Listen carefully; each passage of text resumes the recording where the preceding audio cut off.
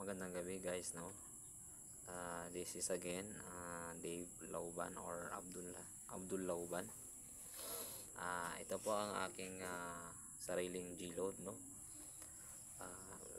Bigyan ko kayo ng example kung paano gumawa ng Cotabato City BND G-loads, no?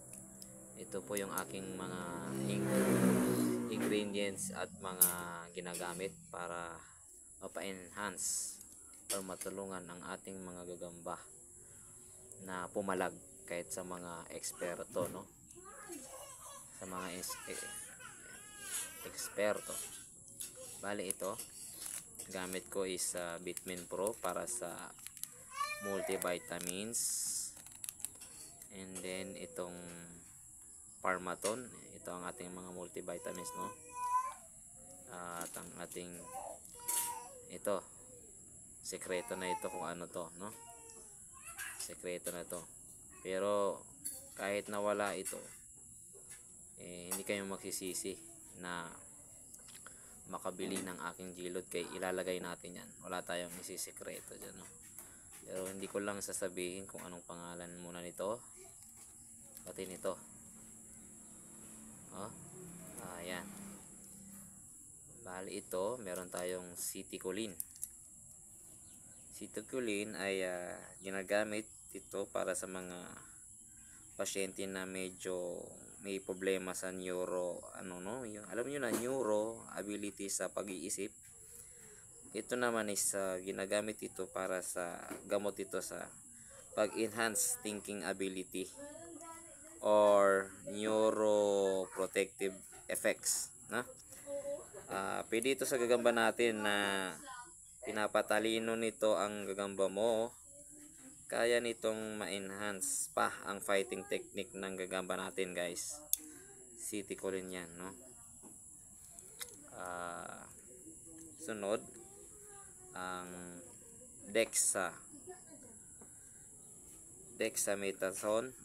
Ito naman is gamot ito sa treat severe allergy and infections, no? Mabisang pampagaling ng sugat, pampamanhid.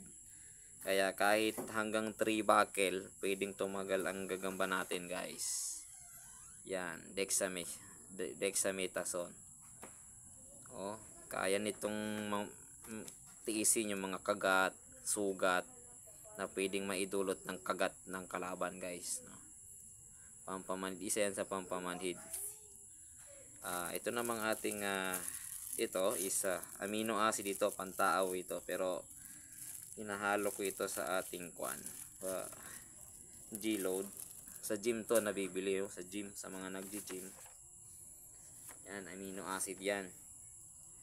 Yan yung taba mo is nagiging source of energy. Ito namang ating reload. Ang ingredients ito ay D-ribose at L-carnitine.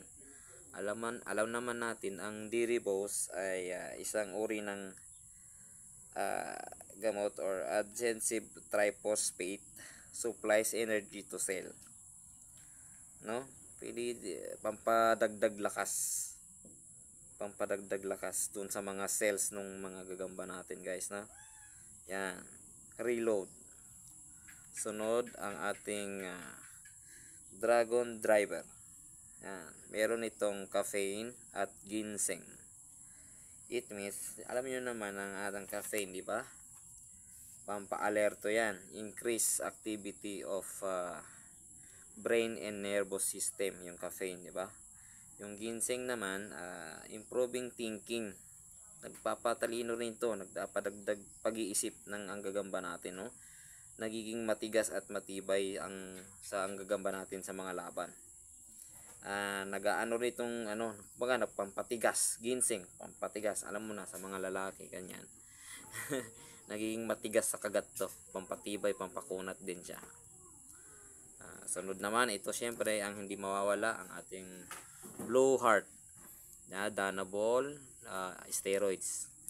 Blue Heart yan siya, guys. Ayan. Buksan natin. Ating Blue Hearts yan, nandun sa loob. Ang Blue Hearts yan. Yan. Di yan pwede mawala kasi isa yan sa mga basic na ingredients, no? Sunod naman ang ating bilamil. Bilamil yan siya. Ha?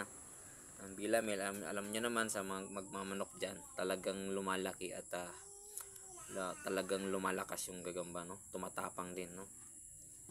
Sunod naman is ang ating amino acids din ito.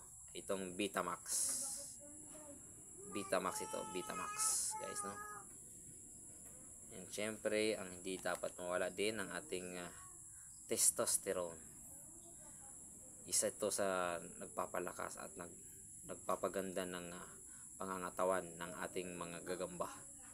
Kumakapal yung mga legs ng gagamba natin, guys, kapag nagamitan natin ito within 3 days conditioning. Ayan siya, no? Nako, ganda yan, guys. Lalo na ito, guys. Ito, yan. Sekreto na lang din yan. Ito, another all base natin, red gel. Red gel. Ito, sekreto na itong dalawa na to.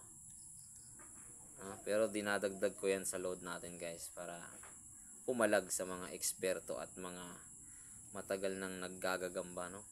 Ang ating citicoline improves. So yan, guys, ang ating mga ingredients, ha. Sana tingnan natin sa pagkabukas o sa mga susunod na araw. Ite-testing natin ito ulit sa ating mga G's, tulad ng mga testing natin ng mga unang buwan ng ating mga paggagagamba at ang lipobitan, ha, huwag nyo kalimutan, lipobitan.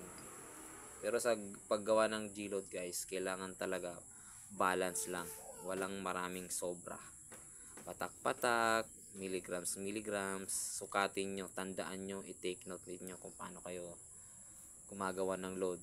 Tapos kung parang meron pang kulang, pag-isipan yung mabuti kung ano yung kulang doon sa galaw ng gagamba. Malalaman nyo yan na pa konti-konti na ito ang kulang, dagdagan ko ng isang patak, dagdagan ko ng 5 grams, ganyan yung mga powder ninyo or tablets ninyo, guys, no?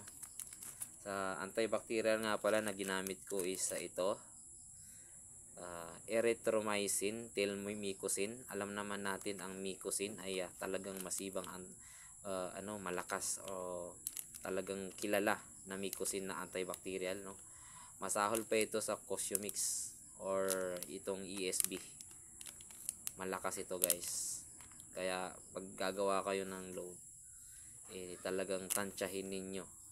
Huwag nyo talagang damihan or tamang-tama lang talaga. Dapat tama lang ang sukat nito, guys, no? So, ganun na lang. Sa sunod na video, ituturo ko naman sa sunod kung paano ito sila titimplahin. So, sunod na mga araw, guys, no? Pero ito na lahat ang aking ingredients. Siguro, bilangin natin kung ilang ingredients ito, no? 1, 2, 3, 4, 5, 6, 7, 8, 9, 10,